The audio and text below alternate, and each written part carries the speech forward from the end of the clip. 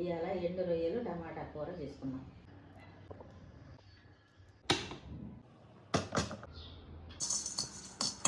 ఇట్లా మంచిగా వేయించుకొని శుభ్రంగా కడుక్కొని కూరలో వేసుకోవాలి.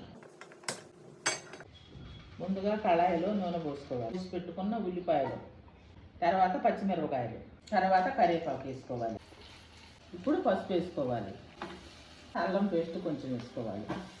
ఉల్లిపాయలు వేగిన తర్వాత కడిగిన రొయ్యలు వేసుకుంటాము. ఇప్పుడు మనం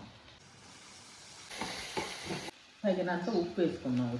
ఇప్పుడు మూత పెట్టుకుందాం ఆవిరి పోకుండా. మూత తీసిన తర్వాత తగినంత కారం వేసుకోవాలి ఇందులో.